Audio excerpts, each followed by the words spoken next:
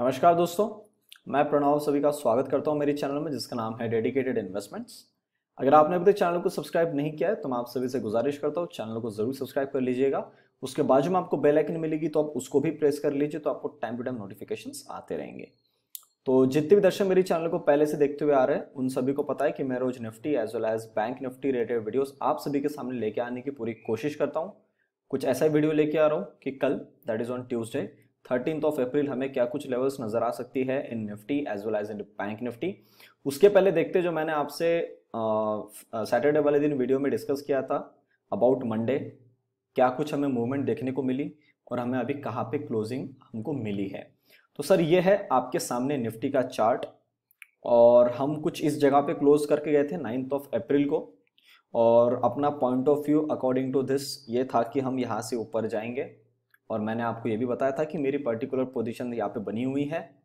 जिस दिन हमने यहाँ पे ड्रॉप किया था मेरी यहाँ पे पोजीशन बनी हुई है और अभी भी देखा जाए तो मैं 200 पॉइंट के लॉस में था और मॉर्निंग में ओपन होने के बाद में मैंने उस पूरे लॉस को बुक किया और 207 या 210 पॉइंट्स अप्रोक्सीमेट आप ले सकते हैं। मैंने यहाँ पे निफ्टी में पूरा पॉइंट बुक किया और मैंने आपको पिछले वीडियो में ये भी समझाया था कि अगर मेरा यहाँ पे पॉइंट ऑफ व्यू गलत हो जाता है तो मुझे टेंशन वाली कोई बात नहीं, फिर हम नीचे की तरफ में मैं डबल क्वांटिटी के साथ में शॉर्ट करूंगा। तो मैंने वही किया पर मैं उतनी रिस्क नहीं ले पाया जितनी मैंने क्वांटिटी पहले यहाँ पे ली थी, क्योंकि पहला दिन था मेरा जिसमें मेरा पॉइंट ऑफ व्यू गलत हो गया। तो भी मैंने कोशिश किया कि मैंने 150 पॉइंट्स के आसपास में अपना एक बार थोड़ा सा एक जो लॉस है वो रिकवर किया। बैंक निफ्टी में मुझे ज़्यादा लॉस हुआ था पर एज कम्पेयर टू निफ्टी मेरी बैंक निफ्टी में क्वांटिटी कम थी, इसलिए मेरा उसमें थोड़ा ज़्यादा लॉस जो है वो रिकवर हो गया आज। पर स्टिल अभी मेरा दोनों में लॉस रिकवर होना बाकी है। तो ये जो ब्लू वाली लाइन है इसको मैं यहाँ से हटा देता हूँ क्योंकि अब जो यहाँ से सीन हो गया वो गलत हो चुका है। अब हमको कुछ अलग तरीके से सोचना है। अब मैं आता हूँ डायरेक्टली पॉइंट पे। मैंने आपको ये बोला है कि भैया अगर हम यहाँ से जो भी ये पैटर्न बना के ऐसे चल रहे थे ये पैटर्न हमारा ऊपर की तरफ में निकलना चाहिए था, पर मैंने आपको ये चीज बताया कि अगर हम नीचे किसी कारण से अब काटा मतलब मार्केट को कुछ ऐसा पता चला है जो हमको नहीं पता, चाहे वो लॉकडाउन के रिलेटेड कोई न्यूज़ हो या कोई बैंकिंग सेक्टर में कुछ गलत न्यूज़ आने वाली हो या कहीं बाहर कोई कंट्री अपने इंडिया के ऊपर में कहीं ना कहीं से कोई टेंशन या कुछ ना कुछ ऐसा होने वाला है या जस्ट हो रहा है जो मार्केट को पहले पता चला है, इसीलिए हमने यहाँ पे लॉस बुक किया है। और इसी कारण से मैं हमेशा बोलता हूँ आपको कि अगर प्राइस ने आपको पहले बोल दिया आप जिद मत करो उसके साथ में। चाहे तो मैं भी आज मार्केट के साथ में जिद कर सकता था कि अरे क्या हो गया 650 है। अगर मैं 3-4 महीने बाद की सोचूं तो ओवरऑल जाना तो अपने ऊपर में ही है ना, पर जब ऊपर जाना है अगर ये भी नीचे अगर मैं अगर जिद में अड़ा होता तो आज सर ये मुझे रुला देता। मेरा स्टॉप लॉस सोचो मैं 250 यहां तक आ गया वो 250 तक, ये रुला देता सर। इसलिए गलती सही टाइम पे मान जाओगे, आपका जो पहला लॉस है ये वाला ये आपका हमेशा जो है एक लिमिटेड इसके साथ में कट जाएगा जितना आपने ऊपर के मूवमेंट के लिए लिया था। तो सही टाइम पे लॉस बुक करना जरूरी होता है। अब जब निफ्टी को मैं इस जगह पे देख रहा हूं, जो लोग टेलीग्राम पे जुड़े हैं उन लोगों को मैंने 2 पॉइंट बताया, पर ऑब्वियसली आप भी यहाँ मेरी फैमिली है, आप मेरे पूरे वीडियोस को देखते हैं फॉलो करते हैं, तो मैं वहां से उसमें मैंने 2 पॉइंट बताए हैं या आपको मैं वो 2 पॉइंट बताना चाहता हूं। पहला पॉइंट जो बता रहा हूं उसकी प्रोबेबिलिटी होने की सिर्फ 20% चांस है एंड सेकंड वाली जो है उसकी होने की 80% प्रोबेबिलिटी है। अब ये दोनों प्रोबेबिलिटी कितनी सही है, किसका परसेंट जितना मैंने परसेंटेज दिया है उतना परसेंट वो सही है या नहीं, वो हमको इस हफ्ते में पता चल जाएगा। पहली प्रोबेबिलिटी जिसका 20% है उसका ये पर्पस है बोलने का या वो मुझे ये बताती है कि जब हमें ऊपर जाना है, यहां से हम करेक्शन करके नीचे आए, हमको अगर ऊपर जाना था पर किसी भी कारण से हम नीचे आ गए और हमने इसी लो को रिटेस्ट कर दिया, जबकि हमको यहां पे आना नहीं चाहिए था, पर अब हम आ गए, अब कुछ नहीं कर सकते, अब आ गए तो इस लो को हमने टेस्ट कर दिया, स्टिल हम उसी जगह पे है जहां पे हम 25 मार्च को थे। तो आज की जो मूवमेंट आई उसके अंदर में जो स्टॉक्स में गिरावट बनी, आज की जो मूवमेंट आई उसके कारण जो पिछले 2 हफ्ते के जो माल गलती से किसी ने ऊपर की तरफ में पकड़ के रखा है, आज की जो मूवमेंट आई उसके कारण जो नए शॉर्ट्स मार्केट में बने हैं, ये सिनेरियो ऊपर की तरफ में भागने के लिए बेस्ट होता है। क्योंकि आपको मेरा एग्जांपल याद होगा कि अगर फ्लाइट लाइट वेट होती है उसको उड़ने में कम एनर्जी लगती है। आपने मेरा साइकोलॉजी वाला वीडियो देखा होगा, जिन्होंने नहीं देखा देख सकते हैं, पार्ट 2 मैंने डाल दिया है, ठीक है, कल ही डाला है मैंने, तो आप पार्ट 2 वाला वीडियो देख सकते हो, उसमें मैंने आपको एक्सप्लेन किया है।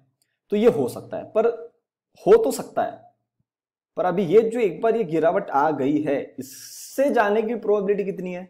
ओनली 20%। तो फिलहाल मैं ऊपर की तरफ के कंडीशन के लिए अभी तक आज की कंडीशन पे पूछोगे तो सर मैं नहीं बैठा हूं। मैं एक बड़ी कैंडल के बेसिस पे भी डिसीजन नहीं लेता हूं। मेरे लिए सर कल की क्लोजिंग मैटर करेगी। अब तकलीफ क्या है, अगर मेरे लिए कल की क्लोजिंग मैटर करती भी है तो सर परसों छुट्टी है, परसों छुट्टी है, उसके बाद जब हम ओपन होंगे तो एक्सपायरी है। अब एक्सपायरी को भी मैंने मान लिया, पर उसके बाद तो फ्राइडे है, तो वेडनेसडे की छुट्टी के कारण ये ट्यूसडे के दिन गड़बड़ क्लोजिंग करा सकता है। तो मैं वेडनेसडे के हिसाब से अपना डिसीजन लेके नहीं जा सकता हूं। थर्सडे को होता है तो थर्सडे की जो मूवमेंट है वो एक्सपायरी की मूवमेंट है, उस दिन वो कुछ अलग मूवमेंट देके जा सकता है जो एक डिसीजन लेने के लिए सही ना हो। और तीसरी सबसे बड़ी मुश्किल है कि उसके बाद फ्राइडे के बाद में सैटरडे संडे छुट्टी है, तो फ्राइडे की क्लोजिंग आपको पता है हमेशा आपको कंफ्यूजन वाले स्टेट में ही लाके क्लोज करती है। अब ये तीनों दिन जो आ गए ये सर गड़बड़ वाले दिन आ गए। अब उसके चक्कर में मैं ये पूरे फ्राइडे की क्लोजिंग मुझे देखना पड़ेगा, इनडायरेक्टली मुझे इस हफ्ते की पूरी क्लोजिंग देखना पड़ेगा, तो मैं आपको ये बता सकूंगा आने वाले टाइम में कि भैया यहां से मैंने जो आपको 2 कंडीशन दी है उसकी प्रोबेबिलिटी क्या सही है या गलत है, ठीक है। क्योंकि मैं आपको कुछ गलत नहीं बताना चाहता। अगर मुझे क्लियर नहीं है तो मैं आपको क्या क्लियर दूं? मैंने आप कंडीशन बताया। सेकंड कंडीशन क्या है, अगर भैया हम यहां से नीचे आए तो हम ये पर्पल कलर जो आपको मैंने बताया था ये यहां तक फिर हम आ रहे हैं किसी भी हालत में 14,000 आई थिंक 100 का लेवल है, ये सबसे पहले कल आना चाहिए। और अगर ये टूट गया we will be touching this red colour line. I think आज के हिसाब से देखूंगा तो लेवल आती है 13,800 के आसपास में। ये लाइन अपनी बहुत पुराने टाइम से चलती हुई आ रही है, बहुत पहले से चलती आ रही है। देखो इस टाइम से भी उसके पहले से चलती हुई आ रही है। जब आप अपन आगे जाएंगे तो मैं आपको लाइन रिवील करा दूंगा कि वो लाइन हमने कब ड्रॉ करी हुई है, ठीक है। अब यहां से आप इतना आओगे तो आप तो कुछ तुरंत तो गिरोगे नहीं। तो जैसे मैंने आपको बोला था कि पहली बात तो आपको 650 के नीचे आना नहीं है, आते हो तो सर आप करेक्शन बढ़ा सकते हो। वो जो करेक्शन बढ़ेगी 3 हफ्ते की बढ़ेगी, पर अगर वो 3 हफ्ते की बढ़ती है तो वो 14,100 तक है। अगर ये कट गया तो सर ऐसा हो सकता है कि मिड ऑफ मे हम तब तक 13,800 इसी जोन में काम करते रहे। अब इतनी बड़ी कैंडल बनी, कल हल्का सा बाउंस आ सकता है, बिल्कुल आ सकता है। You can not blame the market, क्योंकि 500 पॉइंट उसने ड्रॉप दे दिया आपको, 500-600 पॉइंट, बिल्कुल यहां से बाउंस ले सकता है। फिर एक्सपायरी है, किसी भी तरह रैंडम मूव देगा, फिर फ्राइडे है, तो ये हफ्ता तो गया डिसीजन लेने के लिए।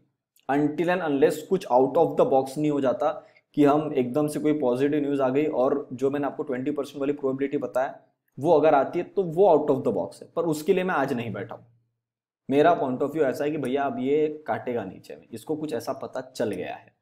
पर फिर भी हम देखेंगे, कल मैं फिर वीडियो बनाऊंगा तो आपको बताऊंगा। ऊपर की तरफ में सर मैं बिल्कुल इंटरेस्टेड नहीं हूं अब, जब तक हम काटते नहीं 14,850 तब तक मैं ऊपर की तरफ में बिल्कुल भी अब माल नहीं लूंगा। या एक टाइम के एक जगह पे आके अपनी पूरी करेक्शन खत्म हो जाएगी, एक तो 14,100 पे कर दो या 13,800 पे कर दो या इसी जगह से ऊपर लेके जाओ, कुछ ना कुछ तो अपने को डेटा मिलेगा ना जहां से कि रिस्क एक सही बैठेगा। तो मैं जब भी लूंगा आपको यूट्यूब पे बताऊंगा या फिर टेलीग्राम पे, जो लोग नहीं जुड़े जुड़ सकते हैं, सारा अपडेट मैं आपको वहां पे लाइव जाके देता हूँ। तो ये मैंने आपको पूरा सिनेरियो अबाउट निफ्टी बता दिया। आज हमने बैंक निफ्टी में 2 ट्रेड लिए, दोनों पुट साइड में ही थे और पुट साइड में मूवमेंट ही ऐसी थी कि 30 रुपया देने के लिए वो पहले 90 रुपये का स्टॉप लॉस खा रहा था। हमने पहला ट्रेड लिया, उसमें हमने 25 पॉइंट का लॉस किया। सेकंड ट्रेड लिया, उसमें हमने आई थिंक 30 पॉइंट का लॉस किया। तो हमने आज, हमारा लॉस डे था, हमने 55 पॉइंट्स का टोटल लॉस एक्सेप्ट किया और हम मार्केट के बाहर हो गए, क्योंकि हमारे आज की जो रिस्क थी वो खत्म हो गई थी। मैं नहीं चाह रहा था कि एक बार मतलब बार बार हम उसी जगह पे ट्रेड करें, पता होने के बाद भी मूवमेंट नहीं ला रहा था, तो क्या इनडायरेक्टली अपन वहाँ पे लॉस ही करेंगे। ठीक है, तो मैंने आपको निफ्टी के बारे में बता दिया। मुझे सर कम से कम 3 दिन लगेंगे, अनटिल अनलेस एक प्राइस जिस जगह पे वो अच्छी मूवमेंट देता है तो अपने को जल्दी पता चल जाएगा। पर आई रिक्वेस्ट यू, अगर आपको मेरे तरफ से सही डिसीजन चाहिए तो सर अब प्राइस मेरे पास, जितना डेटा मेरे पास अब ये है, इस एक कैंडल के डेटा पे आपको मैं गलत राय नहीं देना चाहता। ठीक है, इसलिए मैंने आपको ये बता के रख दिया। पहली कंडीशन बता दी और सेकंड कंडीशन भी बता दी कि फिर ये कहाँ तक आएगा और कितने टाइम तक हम टाइम पास करेंगे। अब मैं बात करता हूँ बैंक निफ्टी की। अब ये जो सर आज बैंक निफ्टी की मूवमेंट आई है सर, ये इतना, मतलब हमको तो पता था कि अगर हम ये टूटेंगे, तो मैंने आपको बताया था ना कि अगर हम यहाँ से टूटेंगे तो हम कम से कम 30,000 तक हम आएंगे, तो इसके नीचे और करेक्शन बढ़ेगी और फिर यहाँ पे मैं 2000 से 2500 पॉइंट लूंगा। उसमें से आज मैं आई थिंक 300 350 पॉइंट ले सका मार्केट के अंदर में सेफली। उसके बाद में मैं नहीं कर पाया उसके अंदर में बैंक निफ्टी में काम। अब बैंक निफ्टी की जो लेवल है उसकी मैं बात करूं तो इसने सर हमारी ये ब्लू लाइन तो मॉर्निंग में ही टच कर दी। देखो ये पर्पस होता है सर, मैं लाइन जो इंपॉर्टेंट होते हैं ना वो कभी काटता नहीं हूँ। अब देखो इसने ना एग्जैक्टली अपनी लेवल पे सपोर्ट लिया 30,600। What will be the next target? अगर हम आज का लो वापस से कल तोड़ देते हैं तो 30,000 पहला target. What is the ultimate last target? ये जो 28 जनवरी की जो कैंडल है इसका low, that is the ultimate target for the down side किसी भी हालत में। इसका लो कितना आ रहा है? 689, 700 ले लो, 29,700, इसको मैंने कर दिया सेव। ठीक है, और अगर मैं ये मेरी पुरानी लाइन को आगे में लाता हूँ, हो देखो अभी ये लाइन अगर मैं ड्रॉ कर देता मॉर्निंग में, अरे यार ये तो डायरेक्ट शॉर्ट की पोजीशन थी। चलो ठीक है, कोई नहीं, मेरे को भी क्लिक नहीं हुआ। देखो मैंने भी वो लाइन मेरे पास होने के बाद भी मैं उसको एक्सटेंड करा नहीं, मैं उसको कम टाइम फ्रेम पे उसको देख रहा था और अपना काम कर रहा था। अब ये पता होता तो मैं तो यार, चलो ठीक है, अब पूरा पैसा तो आदमी लेके नहीं जा सकता है। चलो, तो मैंने आपको टारगेट बता दिए। बैंक निफ्टी में क्या हो सकता है? बैंक निफ्टी जोन से अगर इधर टाइम पास करना चाहती है बिल्कुल कर सकती है, पर बैंक निफ्टी के दरवाजे खुल गए हैं नीचे आने के, ये मैं आपको बता दूं। अगर वो 20% वाली कहानी नहीं होती है तो, और बैंक निफ्टी मुझे लगता नहीं कि 20% वाली कहानी अब होगी। जिस प्रकार से स्टॉक्स के अंदर में मूवमेंट आई और ये आई है, ये नीचे की तरफ में जाने को रेडी है। लो टूटेगा तो सीधा टारगेट 30,000, उसके बाद में सीधा टारगेट अपना 29,700। उसके बाद देखेंगे कि हम क्या करते हैं बैंक निफ्टी के अंदर में, क्योंकि अब बैंक निफ्टी का स्ट्रक्चर जो है वो और वीक धीरे धीरे होते जा रहा है। तो एक नोटिफिकेशन मैंने अपने टेलीग्राम चैनल पे मैसेज लिख के डाल दिया था, आपको कोई भी स्टॉक बाय करना है बाय कर लेना, पर बैंकिंग सेक्टर का स्टॉक आज बाय मत करना। आई होप आपको समझ गया होगा कि मैंने वो मैसेज क्यों डाला है। ठीक है, ये थी पूरी बातें अबाउट बैंक निफ्टी। अच्छा, बैंक निफ्टी को मैं बाइंग साइड में कब बैठूंगा? आफ्टर 32,400। उसके पहले भैया आपको जो करना है अभी इस जोन में कर सकते हो। आपके पास गैप भी पेंडिंग है, आपके पास अभी रेजिस्टेंस भी है, आपको जो करना है आप करिए, पर जब तक आप 32,500 के ऊपर में जाके क्लोज नहीं करते हो तब तक के मैं बाइंग साइड में बैंक निफ्टी में अब नहीं हूँ। ठीक है, अब मुझे फिर से आपको याद दिला दूं, मुझे 2-3 दिन का डेटा लगेगा जिससे कि मैं उसको एनालाइज कर पाऊँ। आज की एक बड़ी गिरावट की कैंडल से मैं डिसीजन नहीं ले सकता हूं। ठीक है, और आपको अगर वो मेरा 20% वाली प्रोबेबिलिटी होती हुई नजर आई तो मैं आपको ये चीज भी कल के वीडियो में बता दूंगा कि मैंने ये 20% वाली जो साइकोलॉजी है या जो लेवल है वो मैंने लाया क्यों, इसका मैंने इसको इतना इंपॉर्टेंस, 20% का भी इंपॉर्टेंस क्यों दिया है, वो भी आपको मैं कल बताऊंगा। तो उम्मीद करता हूं जो भी लेवल आपको मैंने बताया आपको समझ में आई। प्लीज़ डिसिप्लिन में काम करिए, क्वांटिटी सही लीजिएगा, और लोगों को लगता है आपको वीडियो शेयर करना चाहो बिल्कुल कर सकते हो। साइकोलॉजी वाला वीडियो नहीं देखा है तो साइकोलॉजी वाला वीडियो भी एक बार पार्ट 2 वाला देख लेना। अभी तक चैनल को देख रहे हैं, चैनल को सब्सक्राइब नहीं किया है, चाहते थे चैनल को जरूर सब्सक्राइब कर लीजिए। तब तक के लिए आप सभी लोग देखते रहिए डेडिकेटेड इन्वेस्टमेंट्स। हम मिलते हैं बहुत ही जल्द अगले वीडियो में।